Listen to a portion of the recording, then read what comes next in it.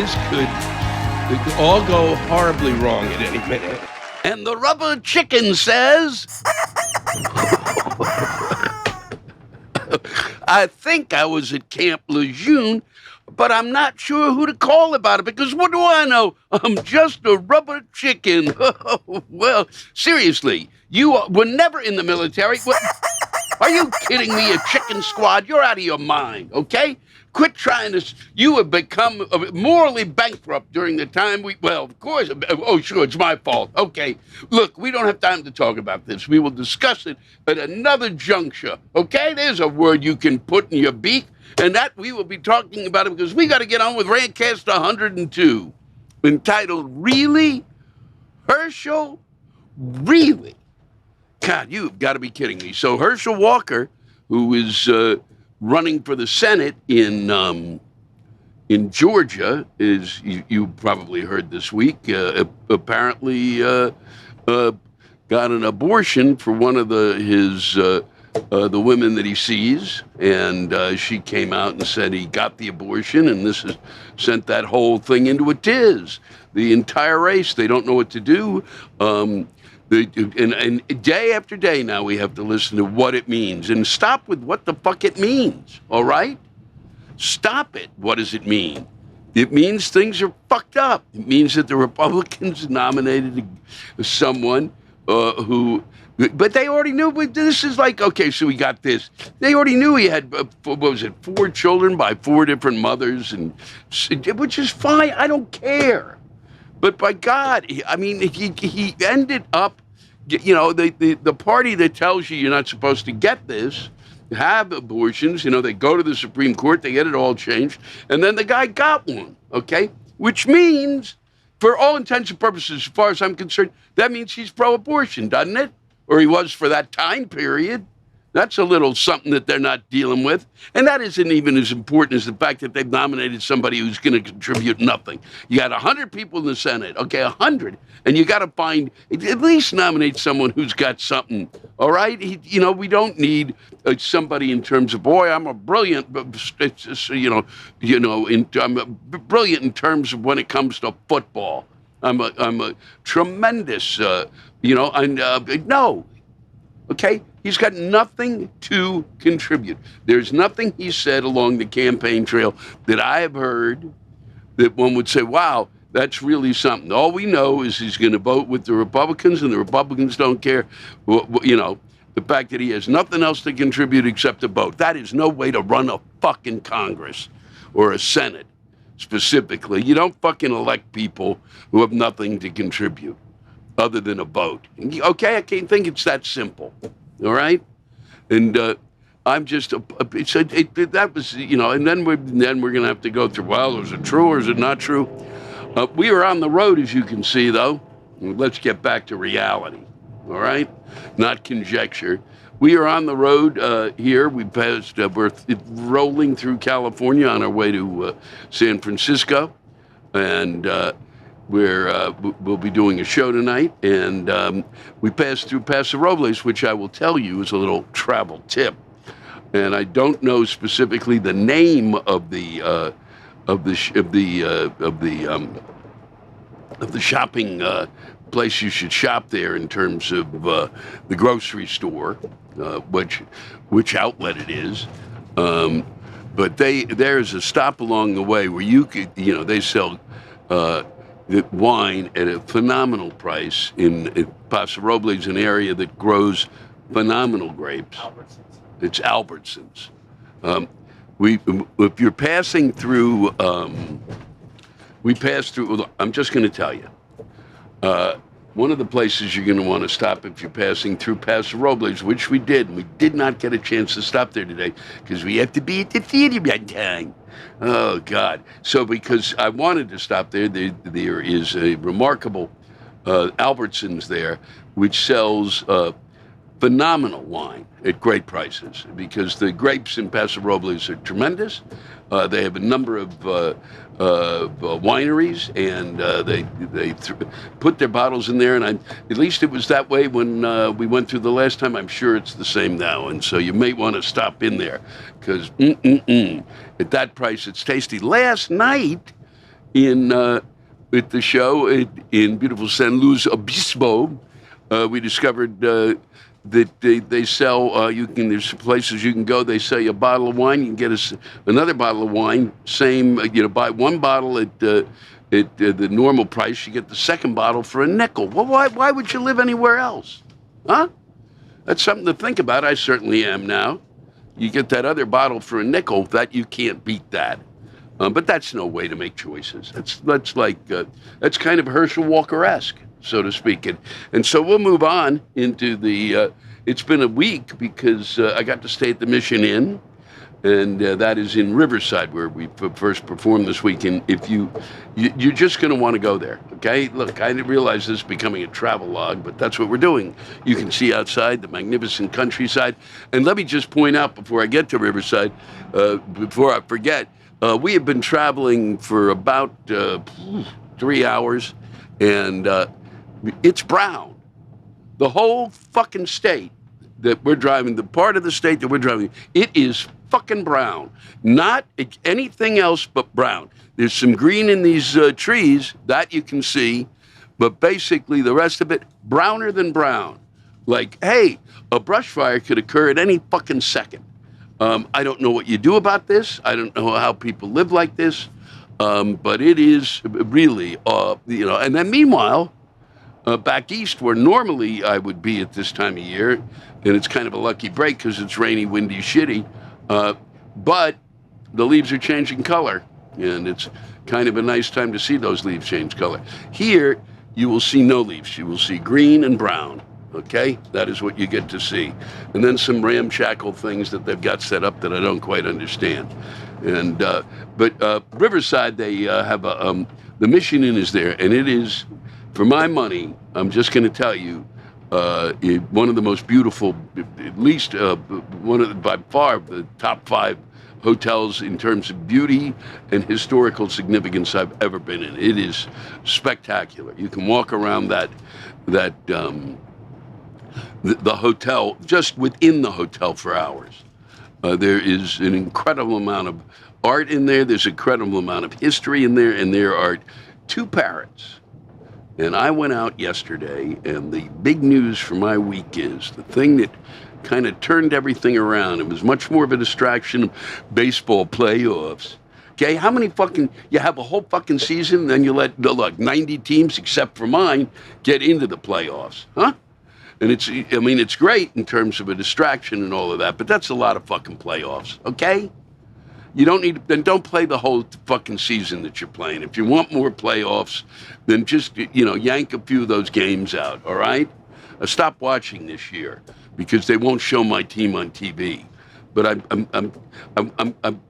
so the high point was not baseball. The high point is that these 2 parrots that have been there since the early 1900s, I believe, not these 2, but initially there were 2 parrots, and they were part of the place, and this giant cage they're in, and it's their macaws, and they're absolutely spectacular. A lot of color. The female is this red and yellow. The male is a striking blue, a blue that I'd like to find in a suit someday, actually, because blue's my color, I think. And maybe I should dress up as a parrot, and maybe as a macaw. But what I saw, that it was unbelievable to witness. These two birds, now named as the others were, Napoleon and Josephine, don't even remember. I read why, and I'm not going to go into it, and I don't remember it because I don't fucking remember. But these two birds, people have asked. I know this from time immemorial. One of the great mysteries of life, at least for me, and I think for many, is how do parrots fuck? Huh? How do they do it? You look at a parrot. You go, look at that son of a bitch. How are the 2 of them going to get together? I had a parakeet. I don't know. I didn't get it a female parakeet. It was senile. It wouldn't have known what to do anyway. I'm serious. It was senile. It was where I learned about dementia was from a parakeet. That fucker was nuts. That he squawked all the time, bitter little fuck, and apparently wasn't ready to die at all, and so certainly wouldn't have been. But you'd watch this thing, you go, well, how would this fuck something? And these are big. These are big, fucking that big. Okay, big fuckers. And I saw them fucking. I was stunned. I didn't know they were fucking at the time. Initially, I didn't know, because you're looking at me thinking, well, what are they doing? Because one of them, the male, is this way, head down on the roost thing there, and the female this way, head down. Okay, and they're backed up against each other like this. So I thought it was some sort of a thing. I thought they were relaxing. What do I know about fucking maybe doing yoga, Macaw yoga? But that's what I thought. But they were squished together and not making a lot of sounds, not a lot of movement. She had a little jerky thing that happened, and that was the first tip-off. She kind of got startled and made a little squawk. And I thought, well, what the fuck is happening? Nobody around. This place is usually packed with fucking people, too. Packed with people. So I was kind of happy to just have the two of them to myself, but Jesus Christ, I am taking a time out of my day to watch them, and I'm watching them to see what's going on. To see, now I'm going, they're fucking. They're fucking. These parrots are fucking. It's unbelievable that they could be fucking. And nobody's around to kind of like, kind of maybe also help me take some pictures, because I wanted to take some pictures just to kind of send it on. If anything's going to go viral that I've ever seen, it's parrots fucking, okay? Why? Because it's a big question that a lot of people have. How the fuck, if you literally just put, I believe, online, and I'm sure somebody already has, how do parrots fuck? And I showed this video that I thought I could have shown. I think people would watch it. But I'm sure that many of you will respond with your, this is, the videos and the viral videos that you've seen of the parrot fucking phenomenon, but nobody was there. No one was there to confirm that this truly was parrots fucking. So, but I realized toward the end that it was. That's what they were doing, and I realized it because that's the sound of a motorcycle, two of them, and they're. I knew it because the female parrot, Josephine, started to make some noises that were similar to what I believe were sexual noises. I don't know the sexual noises of a parrot, but it wasn't like conversational. If you get what I mean, okay? Something like that. And then they kind of got really, there was a moment of real excitement, and then they split apart. And then he tried to get near again, and she was like, fuck you, I'm done, all right? Unusual, no cuddling. I thought, you'd think at the end that parrots would cuddle, because that would be something they would lean into, having been, their heads were down. Now they might want to see each other again, but no, she was pissed. Then eventually they got together for a little, there was a little French kissing, and those tongues are disturbing, and you don't want to look at a parrot's tongue for very long. It's something odd about them. So that really made for an incredible bit of time there in the Mission Inn, and it was a breakthrough, really, for in terms of my knowledge of the sexuality of parrots. I'll be writing, I'm sure there's I can't imagine to be that guy in the 17th century who's sitting around waiting to watch parrots fuck. What a gig that must have been. And I just stumbled onto it. Talk about luck. So it was really a great time to be in the Mission Inn. And once again, I'm going to tell you, I'm going to use a word I never use for a hotel or much of anything. It was, this is a romantic restaurant, this is a romantic hideaway, this is a fucking romantic place to go.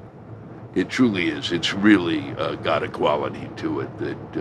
And 5 restaurants. You don't even have to leave.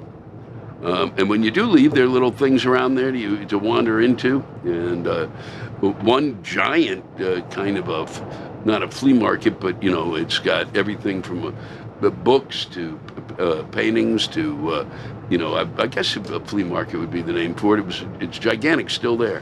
All of the stores were still there. Riverside survived, and a place called the Food Lab, which continues to be quite good.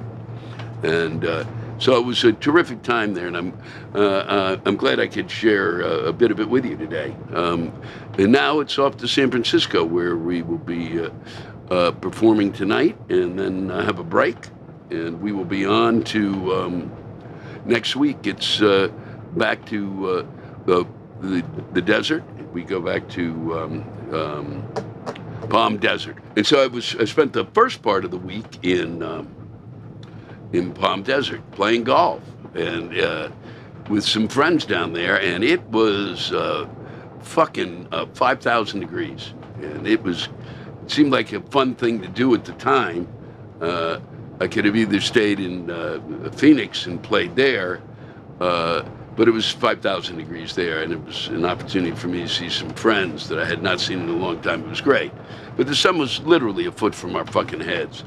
And once again, I proved to myself that I have got to learn to play golf and enjoy it. I cannot bitch, moan, and whine. I have to enjoy the game if that's what I'm going to be doing. But it was hard to. I'd reached a form of delirium during the second 18, the last 9. It was literally 42,000 degrees. And I was completely incapable of hitting a shot on any level whatsoever.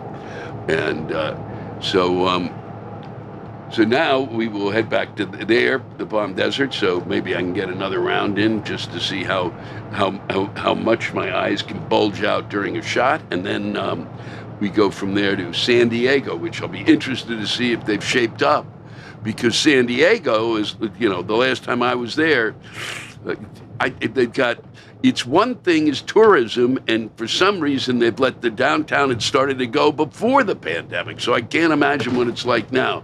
But I look forward to performing there, because it's in the there's a nice theater we'll be at, the Balboa, I believe, in San Diego, and then on to the Orpheum in Los Angeles, where I'll be judged on a different level. What happened to him? Where is he? Why? How come didn't he ever get a series? What's the problem here? Is he as funny as he once was? This is Los Angeles. This is where we grade you on your likability and your TVQ. And so that'll be a lot of fun. It will be, actually, because I get to see a lot of friends, and I don't give a fuck. At this point, we'll just do the show, and then I'm sure reports will come in, and there'll be a lot of direct criticism launched at me. But I can't, my focus is so shitty now, as you can tell from these things, that I will look at it and go, and not remember it 8 seconds later, and barely get to a paragraph. So that's the way things are out here. We will continue to drive through what could be a major fire area at any moment. And the other reason you're going to really want to get out here to California, and I'm sorry you're missing it, is that everyone out here drives. They drive. And the price of gas will be up the fucking roof. And so exciting to be on a bus where this is costing us to get from San Luis Obispo, a 5-hour drive to San Francisco is $32,000. So when these guys drive by and they're whining because they're only paying $800 to get from one place to another, fuck you. You got to really travel like this to pay some real money. We are burning it. We are burning it as fast as we can. And we'll buy some more. And we'll certainly keep these oil companies in business. And God damn it, a billion people driving and wonder why the price of gas is up here. It's called supply and demand, but I'm going to save that for another time. I haven't got time to go into it. The rubber chicken needs to be scrubbed down. So I'm going to go now. I want to thank you all for watching the Rantcast 102. Really, Herschel, really. And the rants this week that you'll be hearing are coming from Riverside and San Luis Obispo. There's a couple of really, one in particular by a young man that is really quite touching and I think quite important. It's really well written and really had something to say, and would and probably could use a little help from the adults out there who watch this. And I'm not sure any of us who really, myself and those who watch, are really adults. That's something I would have to ask for outside opinions of, but I won't because it's time to go. So enjoy the folks from Riverside and San Luis Obispo. I can't tell you how much I enjoyed reading those and the performances there. And I trundle on toward hopefully really a better set tonight in San Francisco. And then next week I've given you the dates, and so for those of you who are living around there, get them in. Sorry, I thought we were going to have an accident because a group of assholes are getting off here to go to Oakland, actually, and Santa Cruz, where the illustrious Ben Brewer lives, and I'm sure you wanted to know that. He was screaming just a few minutes ago, can't we go to Santa Cruz? And he's the tour manager, so that'll give you an idea of the breakdown and the meltdown happening here. And that's where we are. I look forward to seeing you again next week, and thank you again. Take care of each other. That's the best we can do. We're coming to you from Riverside, California, from the beautiful Fox Performing Arts Center, and we are right next to in the Mission Inn, and I'm going to tell you if the reason to come here is the Mission Inn. Okay, it's one of the top. I've traveled around the whole world, and it's one of the 5 nicest hotels I've ever been in, and it's.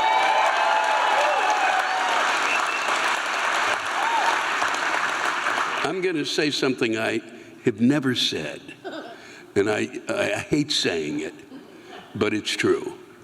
And that is, it's one of the most romantic hotels you could ever go to. And that's just a fact. And the lack of a reaction, as opposed to the full-body things you heard before, is because they're very calm out here. They live with it. They don't understand that it's romantic. They just go, fuck, look at that. There's a lot of people traveling around, fucking those fucking tourist cocksuckers coming here. Look at them snuggling together. God damn it, they're happier than I am. But it's worth it if you, it is really, and I don't normally fucking ever say anything is romantic, but that fucking thing, whoo. I'm by myself. I am by myself, and I am wandering around with a boner 3 hours a day. And that's another word I haven't used since I was 14. So from Andy Schulte, why the fuck isn't there a cup holder in CP106? What the fuck is going on? I don't know. I really don't know, Andy, and I'll try to work on that. It's part of my job, really, as I wander around the country, is to pick up notes like this, and I'll tell them on the way out. So come back next week, and I'm sure there'll be 2 cup holders. Now, these are back-to-back, and this is from Martin Leibovitz. Why can't my wife carry her fucking purse in here?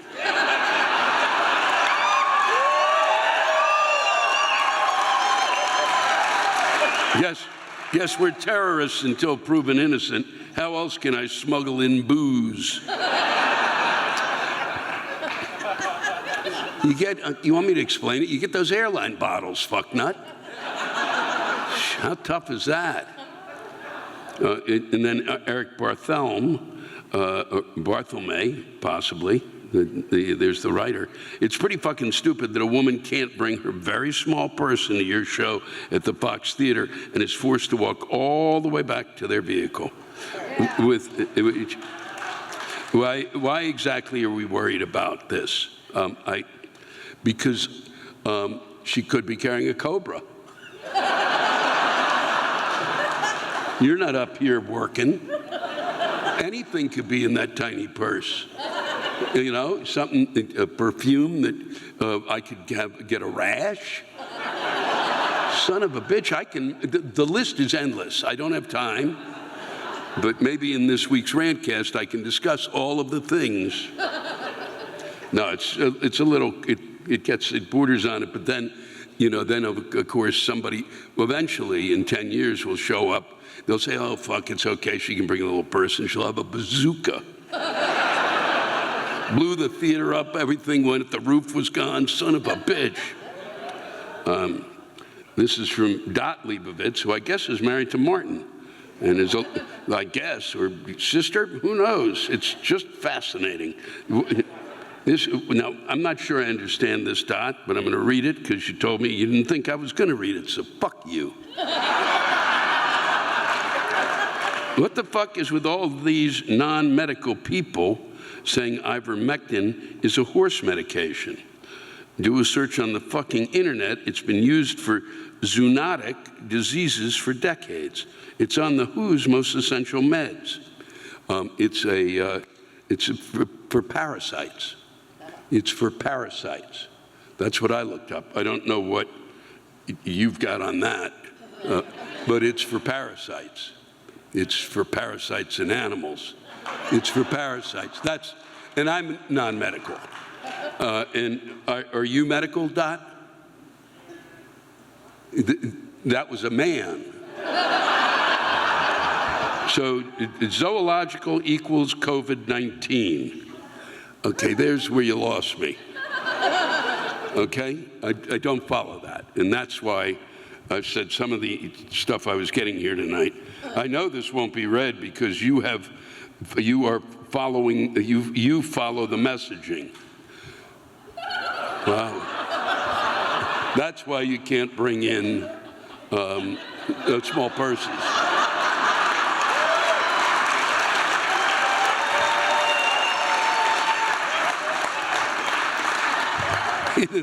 Either that or the guy doing the lights just took some ivermectin. Because you follow the messaging, you don't know what the fuck I follow. There's no messaging. It's nobody talking in my ear going, no, it's freaking going. I've come from another planet to tell you my message. But it does make me feel better just ranting. Well, I'm glad you enjoyed it, Dot. I really, if you can write me again, just so I understand what the fuck you were trying to tell me. But thank you for writing it. Carlos Acosta, veterans in the house, hoorah. Good for you, thank you. And as I say every time, I hope whatever you need after your service that you get it and don't have to wait, and eventually we figure that out.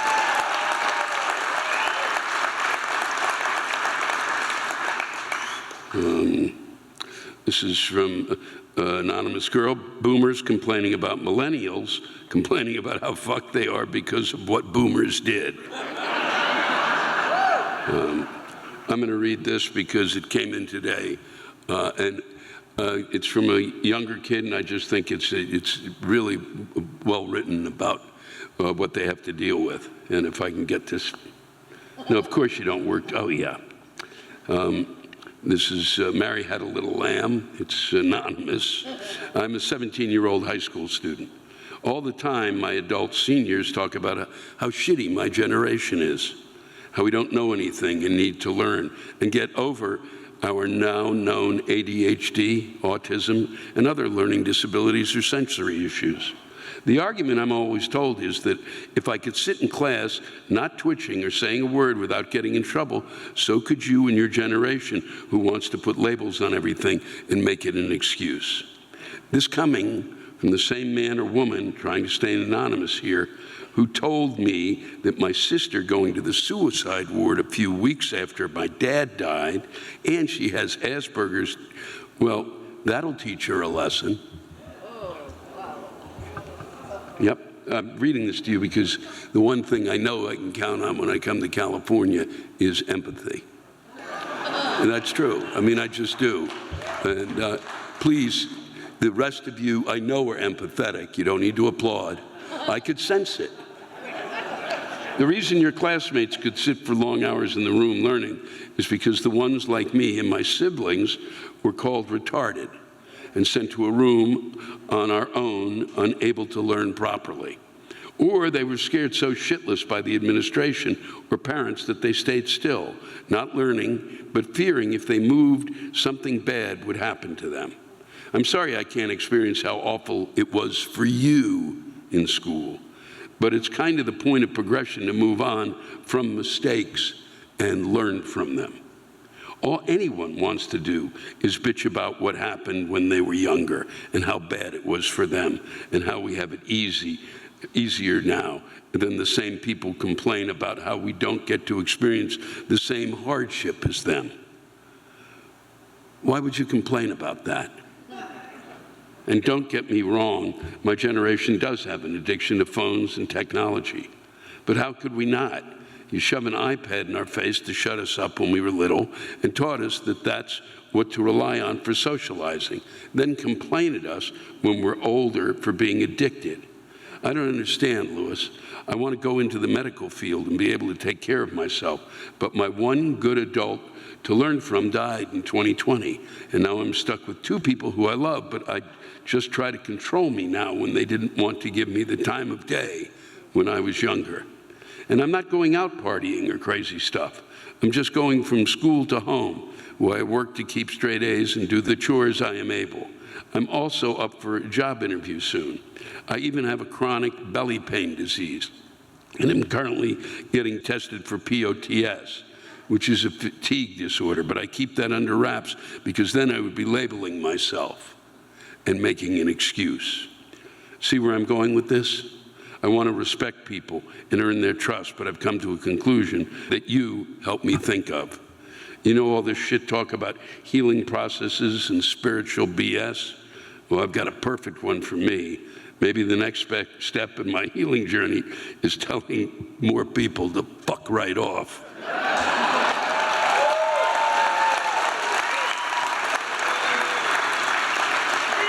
Yeah. Thanks for that. And thank you.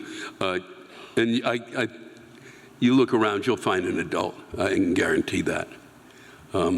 They're out there. They're not all crazy. Don't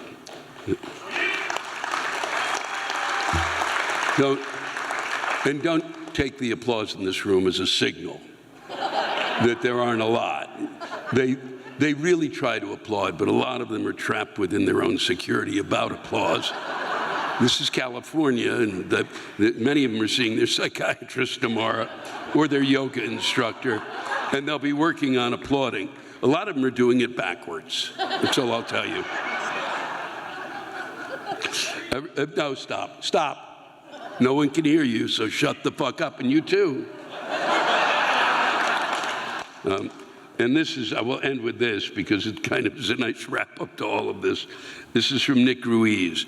To all the parents out there who label their small children with a professional title such as chef, and I say this with the utmost sincerity, fuck you.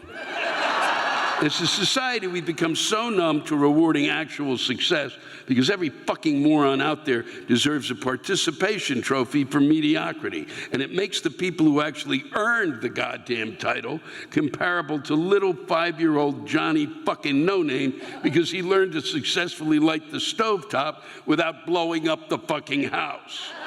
Where does it fucking end?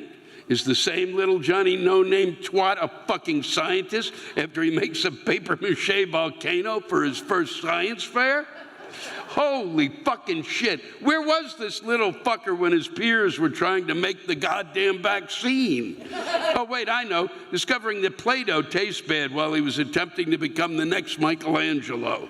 Stop setting your little parasites up for failure by telling them that they are more than they are, which is a product of two underachieved, simplistic morons. Are you one of these moron-pandering simpleton breeders? Might I make a simple suggestion? Suck my left testicle. I might even pay you, and then you can earn a title that doesn't require an education or any credentials, thus teaching little Johnny fucking no one that some jobs don't require much experience at all. A lesson in realism might teach some humility to future generations, because at this point in time, we all appear to be fucked. Sin fucking sincerely, someone with a degree. I want to thank you all for coming out tonight. I deeply appreciate the time we spent together. We'll be in San Luis Obispo tomorrow and San Francisco on Saturday, and I hope to see you there. Send in your rants. Take care of each other. Good night. We're in beautiful, bucolic, almost to the point of nausea, San Luis Obispo at the Fremont Theater, and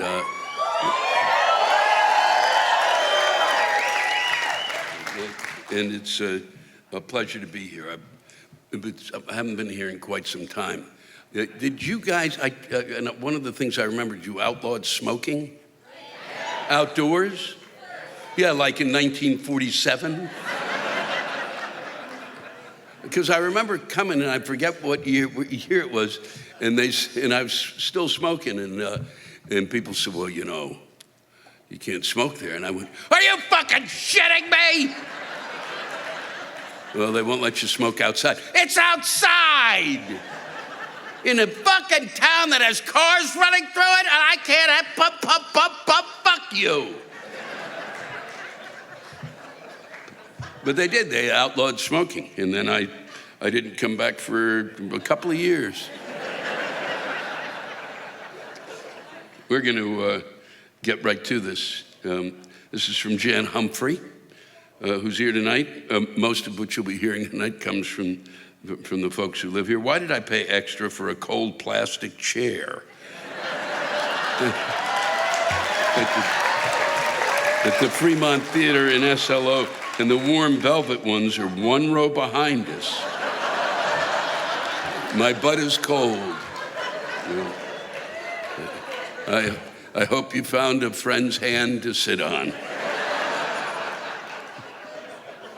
I don't, that's really, usually the nice chairs are, it's so funny, are in front of you. Well, you really fucked yourself paying more money. That'll teach you. That'll fucking teach you. This is Stacy Sullivan. Historic Fremont Theater. Do you wish you lived in San Luis Obispo? We need you here. Oprah named it the happiest place in America. Did she really? Well, that's reason one I won't.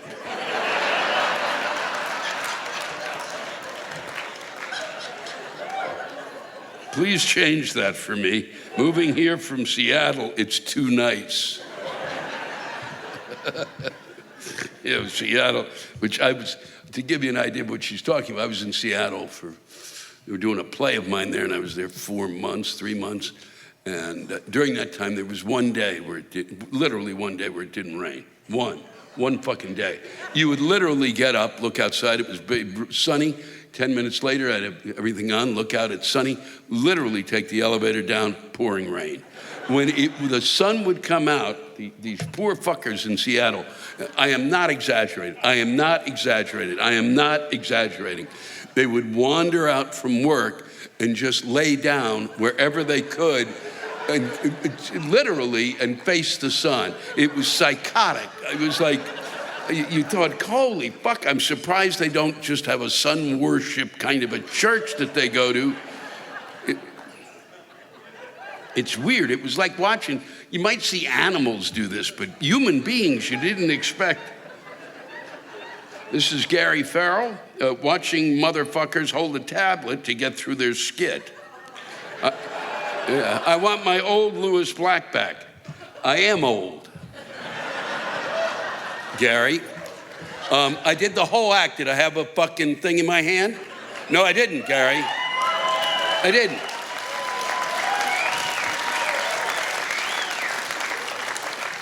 I could do 15 more minutes, Gary, but I want to do this. I've been doing this for 6 years, Gary. 6 fucking years. 6 fucking years, Gary.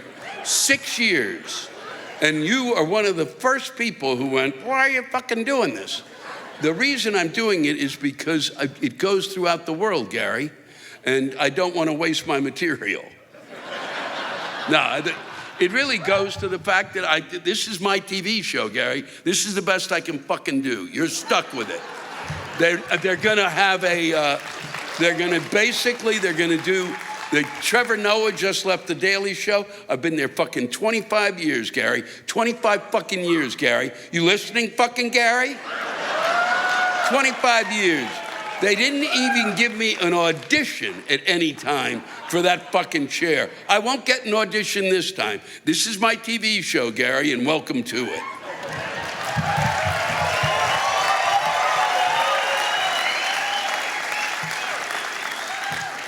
From Rory De Palma, you know what fucking pisses me off? No fucking parking, because some fucking comedian comes to town and parks his big ass tour bus and takes up a half a block of fucking parking. Then fucks around town all day, then can't even show up on time. What the fuck?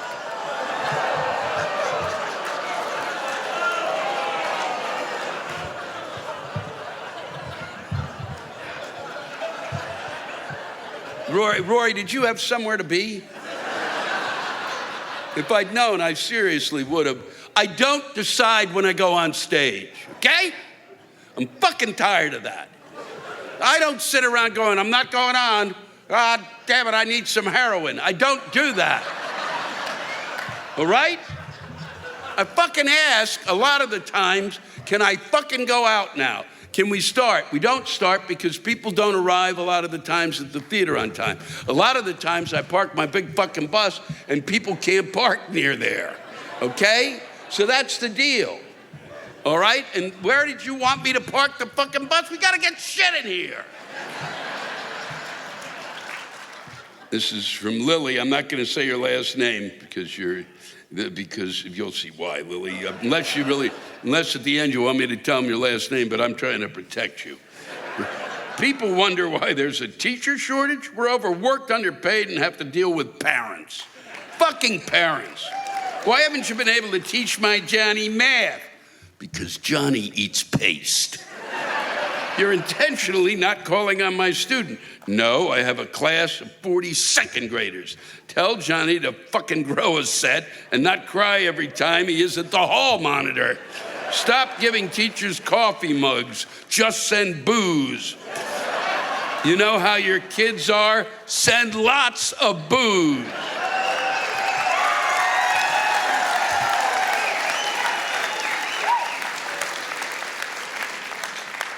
This one's a bit more serious, but Joel Schwartz says, I graduated from grad school just as the recession hit and with a disability. And by the time I got a good enough paying job and could afford to pay anything toward my student loans, it had ballooned to $250,000. Yeah, it is. It's pretty remarkable when it comes to these student loans. What really is remarkable is that I had an NDSL loan, and the fact that I remember that and not remember what day it is always going to astonish me. So they had a National Defense student loan when I went to theater school, and it was $3,200. And the fucking percentage on that loan was 2.5 or 3%. So it wasn't like what they were doing now. I don't know when we started that. I don't know why we started it. I don't know how difficult it would be to actually have a loan that was 1%, or why, if you want to give kids money to go to school, that you have any kind of fucking percentage on it. It's absurd. It really is.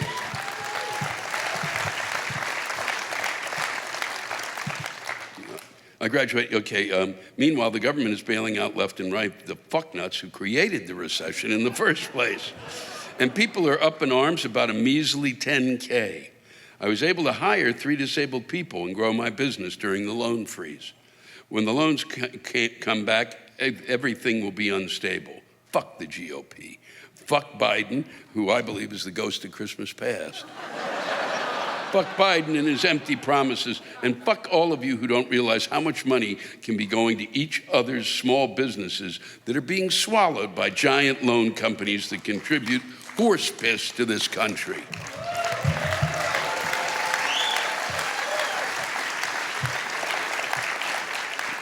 It was horse piss to the economy. It's the same fucking thing. This country lives on that. And I love the fact, what I love today is that, and it always kind of astonishes me that we created more jobs, so we're down to 3.5% unemployment, and that stimulates inflation.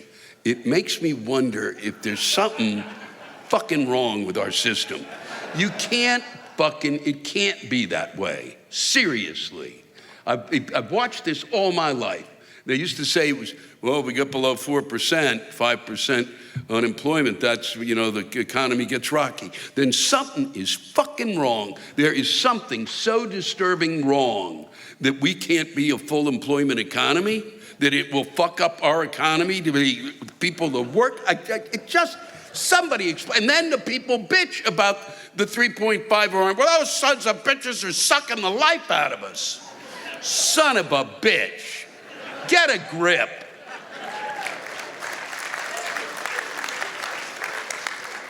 I don't even know what I just said. Kate Payne.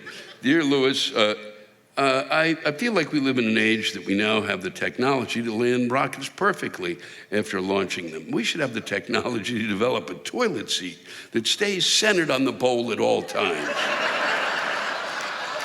I mean, what the hell? You sit down and suddenly the side of your ass cheek hits the cold bowl. Son of a bitch. I'm a girl that works with a bunch of boys and share one toilet, so you can see how surprised I am when the seat is shifted when I sit down. Who cares if they leave the seat up? That's an easy fix. There's no fixing the feeling of that icy porcelain. And at the end, she says, thank you. And I leave this with you as you head out into the evening and for probably a couple of drinks. I think this is a well-put ending to the evening, and I want to thank you all for coming out. It's been a pleasure spending time with you. And, for those who are watching, I'll be in San Francisco tomorrow, and you can send your rants in, and please start doing that now. And if you can, and I want to thank everybody who wrote in this evening. Thank you. If I didn't get a chance to read yours, it's only because of time and because of Gary. I only didn't want him to suffer through too much tonight. This is from Larry Bass. Hi, Louis. Well, any day now I'm going to lose my shit. We have national this day or that month, and I'm fine. Everyone and everything needs their sunshine day. But son of a bitch, when will it fucking stop? Now we have fucking sober October? I didn't even know about this. I may have heard about it and went, fine. There are some people that should definitely celebrate. And yes, it is a fundraiser in England. But I don't need to see some expert asshole on CNN telling me how it could be good for me too. Fuck them. Keep their goody two-shoes to themselves. Unless, of course, I get a drunken December or an alcoholic April. When will it fucking stop? Thank you so much, San Luis Obispo. Thanks to all of you for listening to my Rantcast. If you have a rant you want to get off your chest, send it in to me at lewisblack.com/live. You can think of it as therapy, or whatever you want to think of it as. Just let it rip. And I want to thank the true stars of our show, the ranters, and the splendid rants they gave us. Louis Black's Rantcast was created and hosted by me, Louis Black. Our live rant audio was produced by James Salter. Our theme song by Chris Lane. Executive producer, Ben Brew. Executive producers, Matt Kleinschmidt and Robert Kelly for the Laugh Button Podcast.